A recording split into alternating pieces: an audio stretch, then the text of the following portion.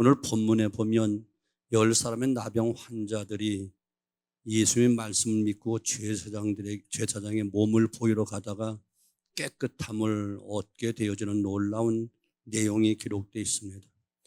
당시 나병 환자는 치유불능한 병으로 하늘이 버리고 저주한 병이라 하여 천형 곧 하늘의 형벌이라 이렇게 불렀어요. 나병이란 병자 자체도 고통스럽고 몸의 고통도 있지만 더 고통 가운데 거기에 사람들의 그 눈길, 손가락질이 더 심했습니다. 사람들은 누군가 나병에 걸렸다고 하면 큰 죄로 인해서 하나님께 참혹한 형벌을 받는다 이렇게 생각을 했어요. 나병 환자로 산다는 것은 육체적 고통과 함께 이런 마음의 부담을 짊어지는 참혹한 형벌을 져야만 했습니다. 그들은 가족과는 물론 사회 공동체 일원에서 추방당해야만 했고 그 남은 인생은 정말 고통스럽고 저주스러운 삶을 살았으니 그야말로 저주의 인생이 되는 거예요. 그런 나병 환자가 치유를 받았다는 것은 하나님만이 할 수 있는 정말 기적이 아니고는 치료받을 수가 없어요. 그런 육체적 치유와 함께 하나님의 형벌이 끝나고 하나님의 용서와 함께 축복의 인생이 시작됨을 의미하기 때문에 이 나병 환자에게 치유받는 그 사건은 단순한 치유가 아닌 거예요. 그것은 버림받은 인생에서 하나님의 용서와 함께 복의 인생이 열려지는 것이고 동시에 가족들과 이웃들과 함께 하는 평안과 사랑의 삶이 드디어 시작되는 것입니다. 그러니 나병 환자의 그 치유는 보통 어떤 환자들보다 수백 배의 감격적인 그런 치유의 역사가 아닐 수가 없는 거예요. 그리고 이것은 전적인 하나님의 은혜 외에 달리 설명할 길이 없는 겁니다. 오늘 본문의 나병 환자의 치유는 특별한 면이 있어요.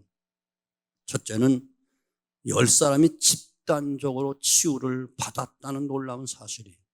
이것은 주님을 통해 하나님의 구원의 은혜가 모든 사람에게 제한 없이 부어진다는 것을 보여주는 사건이고 또 하나는 현장에서 치유가 이루어진 것이 아니라 그들은 예수님의 말씀을 믿고 제사장에 보이러 가는 도중에 치유를 경험하게 되었다는 겁니다. 나병 환자들이 예수님의 말씀을 믿고 제사장에게 나아갔다는 것은 예수님을 특별한 존재 즉 메시아로 받아들였다는 것을 의미하고 당신 나병 환자들이 사람들 앞에 갑자기 나타나거나 허락이 없이 마을에 들어서면 돌에 맞아 죽는 것이 그 당시 법이었습니다. 그런데 그들이 아직 몸에 정말 치유되지 않은 상황에서 예수님 말씀만 믿고 동네로 나갔다는 것은 예수님 하나님과 같은 존재로 여기지 않고는 불가능한 일이었어요. 그들의 예수님을 향한 믿음은 정말 생명을 걸 만큼 확고한 것이었다는 것이지요. 성경은 하나님의 기적이 일어날 때 가장 중요한 사람들의 조건은 단 한 가지 믿음을 보시는 거예요. 그런 면에서 보면 오늘의 치유 사건은 주님을 향한 나병 환자의 확고한 믿음에서 시작되었습니다. 그러니 사람들 앞에 나아갈 수 있었지요. 이 믿음을 가지고 마을로 가는 도중에 그들은 하나님의 치유를 경험하게 됩니다. 지금으로 말하는 믿음의 역사가 일어난 것입니다.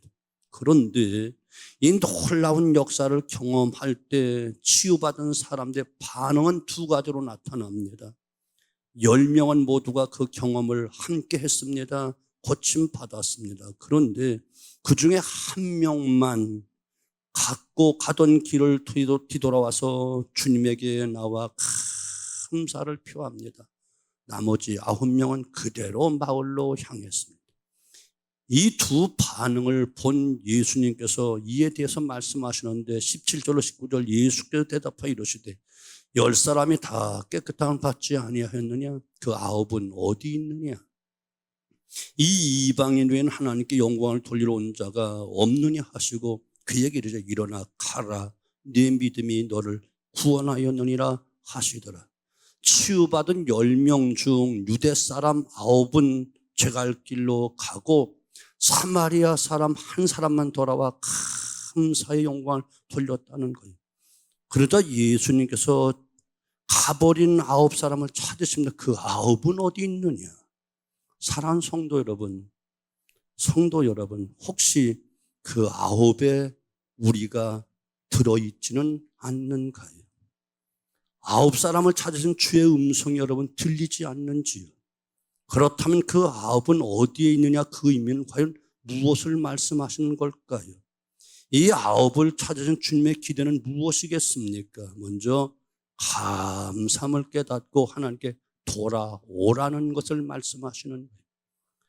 한국 최초의 우주인 이소연 박사가 YMCA에서 한국 여성 지도자 상, 시상식의 젊은 지도자 상을 받았어요. 그녀의 고백을 그대로 한번 제가 소개하겠습니다. 과연 내가 지구에 살 만한 자격이 있는가 하는 생각이 들었어요. 하나님의 선물로 주신 이 지구가 그렇게 감사한 곳인 줄 몰랐거든요. 우주에 가기 전까지 한 번도 지구에 대해서 살 만한 자격이나 요건에 대해 따져본 적이 없었어요. 사는 것 자체에 대해서도 감사하기보다는 오히려 불평과 불만이 많았죠. 하지만 혹독한 우주인 훈련 과정을 이어서 이에 성공적인 우주 실험의 생활을 가지면서 미처 몰랐던 삶의 중요한 의미를 깨달았어요. 서울에서 부산까지의 거리 400km 정도 우주로 올라가면 뼈를 깎는 노력을 하지 않으면 살기가 힘들어요. 숨 쉬고 밥 먹고 화장실 가는 일부터 앉아있기 위해 압력을 유지하는데 어마어마한 노력과 돈이 필요하거든요. 하지만 지구에서는 그런 비용이 필요 없잖아요. 정말 하나님께 주신 귀중한 선물이 이 지구에, 그 지구에 내가 살고 있구나. 그런데 감사한 마음이 없었구나 하면서 계속 부끄러운 마음이 들었어요.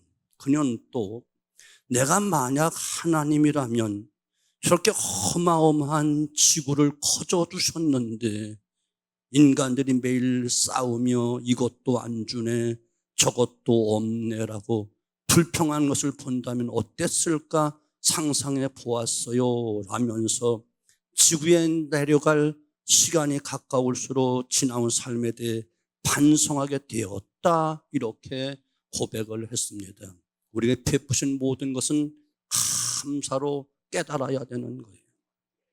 그리고 하나님께 돌아와 감사해야 되는 겁니다.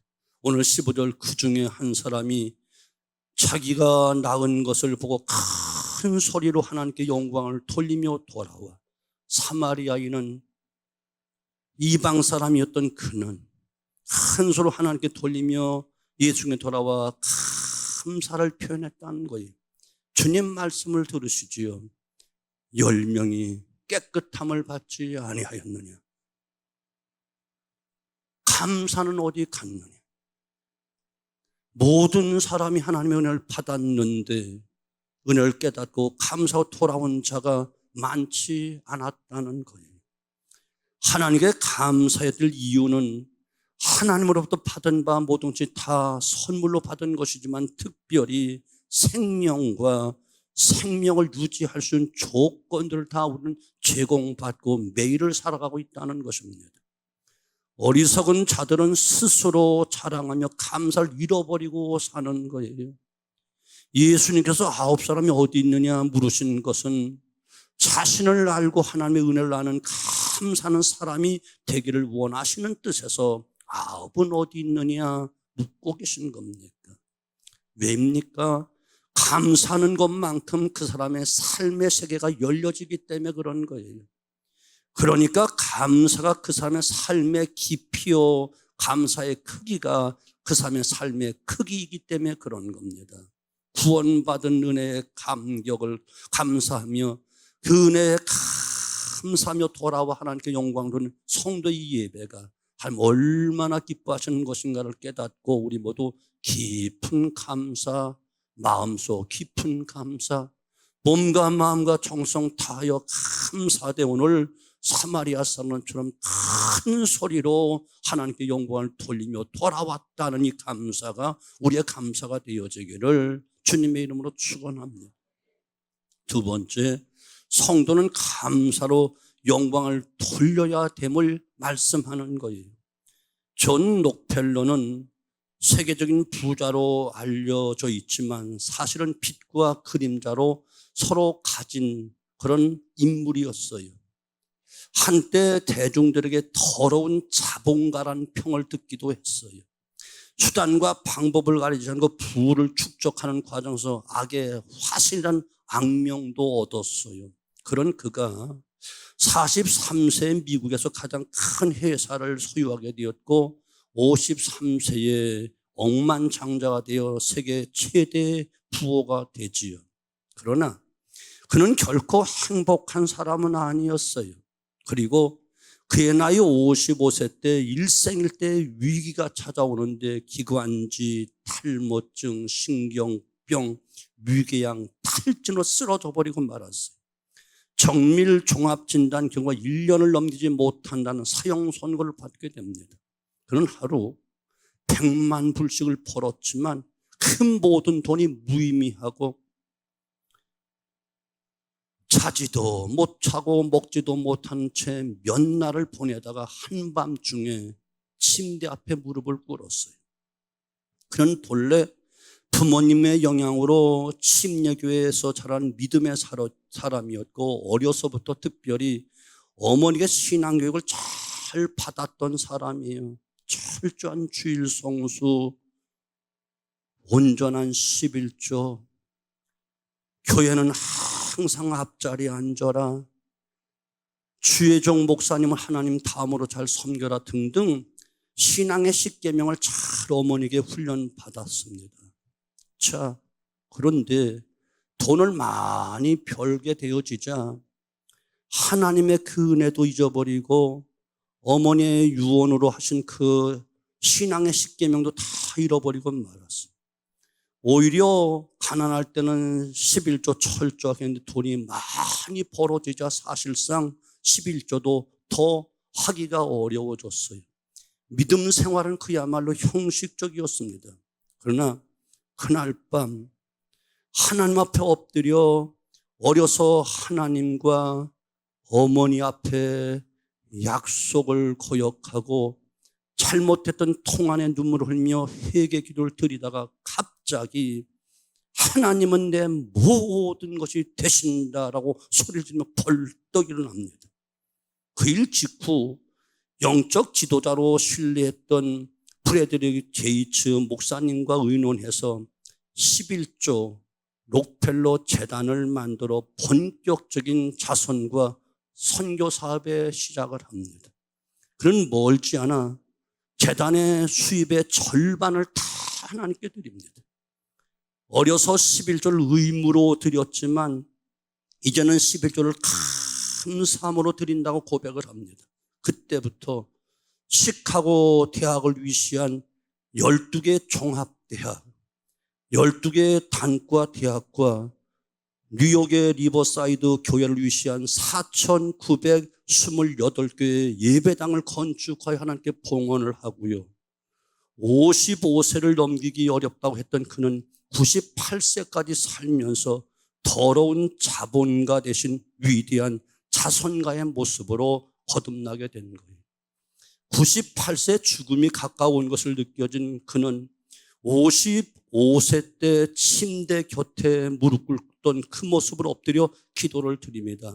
오, 나의 하나님, 인생의 전반기 55년 쫓기며 불행하게 살았지만 지난 43년 너무너무 행복했습니다. 그동안 저를 지켜주신 것 감사드립니다. 이제는 주님과 제 마음에 간직한 채 아내를 만나고 싶습니다. 주님 감사합니다. 그리고 그날 밤 새벽 조용히 눈을 감고 하나님께 감사 영광을 돌리는 모습으로 세상을 떠났습니다. 오늘 본문 18절, 이 이방인 외에는 하나님께 영광을 돌려 돌아온 자가 없느냐 하시고, 인간은 하나님의 은총 속에서만 살 수 있는 존재로 지음받은 거예요. 그러나 많은 사람들이 하나님의 존재와 사랑을 인정하지 않고 하나님께 영광을 돌리지 않고 살아간다는 데 문제가 있는 거예요. 자신에게 주어진 모든 것이 당연한 것처럼 여기고 자신의 힘으로 살아간다고 생각한 교만이 그만 큰 죄를 범하게 되는 겁니다. 모든 것이 하나님의 은혜입니다. 지으신 분도 하나님, 부르신 분도 하나님, 지금 시간 살게 하신 분도 하나님, 또한 우리로 하여금 일하게 하신 분도 다 하나님이십니다. 그러므로 감사로 영광을 하나님께 돌려야만 되는 겁니다. 지금까지 되어진 일에 감사하고 계신가요? 하나님의 은혜로 모든 것이 이루어지고 하나님의 은총 없이는 불가능했기에 오직 하나님께 영광을 돌리며 감사해야 되지 않을까요? 그런 감사를 회복해야만 됩니다. 마지막 한 가지, 감사로 행복을 얻으십시오. 나는 불행하다 생각하시나요? 감사로만이 행복을 회복할 수 있고 행복을 얻을 수 있는 것입니다. 오늘 한 사람이 랍비에게 나와 불평을 하는 거예요. 선생님, 삶이 너무 힘듭니다. 방 한 칸에 우리 9명이 살고 있습니다. 이 상황에서 제가 어떻게 합니까? 라고 하며 불평하며 그냥 털어놓았어요. 랍비가 대답합니다. 염소를 방 안에 들여놓고 일주일 동안 함께 지내게. 아니, 그 사람이 의해하자 랍비가 말합니다. 내가 말한 대로 하고 일주일 후에 다시 와. 일주일 후에 그는 전보다 더 정신이 나간 상태로 말했어요. 선생님, 도저히 참을 수도 견딜 수 없어요. 염소가 너무 지저분해요. 그때 랍비가 말합니다. 이제 집에 가서 그 염소를 내보내고 일주일 후에 다시 오게. 일주일 후에 그가 돌아와서 빛난 얼굴로 랍비에게 말합니다. 선생님 이제 너무너무 삶이 행복합니다. 아름답습니다. 매 순간이 즐겁습니다. 염소가 없고 우리 9명만 지내 정말 행복합니다. 상황은 처음과 똑같지만 생각이 바뀌어지고 인식이 바뀌어져 축복을 깨닫게 된 거예요. 성도는 끊임없는 감사를 발견하고 죽도록 감사해야 되는 게 성도인 겁니다. 죽도록 감사하는 것은 죽도록 헌신한 것만큼 의미가 크고 많기 때문에 그런 겁니다. 마귀는 끊임없이 우리의 삶을 비참하게 만들도록, 비참하게 보도록 계속하여 속삭이며 불평을 털어놓게 만듭니다. 그 속삭임에 넘어가 불평하면 불평거리가 더 생기지만 하나님의 은혜를 깨닫고 감사거리가 더 생기며 축복으로 이어짐을 여러분 믿으셔야 됩니다. 19절, 그에게 이르시되 일어나 가라, 네 믿음이 너를 구원하리라 하시더라. 감사하는 자에게 구원의 은혜까지 주셨다는 거예요. 사실 구원의 은혜에 비하면 치유의 은혜는 오히려 작은 것 아니겠습니까? 그처럼 감사할 것에 감사는 반드시 높은 이자를 붙여서 큰 축복으로 갚아주십니다. 감사의 문이 열리면 축복의 문이 열리지만 감사의 문이 닫히면 축복의 문이 다 닫힌다는 사실을 기억하시면 적극적으로 감사해야만 합니다. 감사하면 할수록 감사한 일들이 더 많이 생기는 축복들이 생겨나게 되고 체험되어지고 복을 누리게 되어지기 때문에 그런 거예요. 헨리 프로스트라는 분이 미국 선교사로서 중국에서 오랫동안 선교 사역을 했습니다. 중국에 열심히 선교 사역을 하고 있는데 갑자기 고향에서 슬픈 소식이 날아왔어요. 그리 큰 것도 아닌데 아마 부모님이 좀 편찮다고 하는 그런 소식이었는지 모르겠지만 그때부터 영혼의 검은 그림자가 드리워졌고 아무리 기도를 해도 그 흑암의 그림자가 거두어지지 않는 거예요. 마음은 이상스럽게 슬프고 좌절되고 우울하고 고통스럽고 즐겁게 하던 사역 중에서도 기쁨이 없어졌습니다. 그러던 어느 날 프로스트 선교사가 선교 본부에 갔다가 벽에 쓰여진 글귀 한 길을 보았는데 거기에는 감사를 해보라 이렇게 적혀 있었어요. 갑자기 마음이 뜨거워지는 거예요. 그 시간부터 하나님께 감사를 드리기 시작했어요. 그러자 그 마음을 짓누르고 있던 흑암은 물러나고 영혼의 밝은 빛이 비치기 시작을 하는 것입니다. 사랑하는 성도 여러분, 인생의 깊은 어둠과 절망에 쌓여 있습니까? 아무리 기도를 해도 그 어둠이 가시지 않습니까? 예배에 나와 있어도 한숨과 탄식만 나오지 감사가 나오지 않고 힘들고 어렵고 그만 낙심이 됩니까? 감사를 해보시기 바랍니다. 없는 것으로 인해 원망하지 말고 이미 주신 것으로 인해 감사하고 사라진 것으로 인해 불평하지 말고 남아있는 것으로 감사하고 약한 것으로 인해 고민하고 불평하지 말고 나에게 아직도 남아있고 강한 것으로 인해 감사해 보시기 바랍니다. 그 아홉은 어디 있느냐고 하신 주님은 감사하는 자를 찾고 그 위에 은혜 위에 은혜를 더하여 주시는 복을 준비하고 계시기 때문에 그렇습니다. 어떠한 감사를 드리시겠습니까? 부디 감사를 깨닫고 하나님께 돌아오시기를 바랍니다.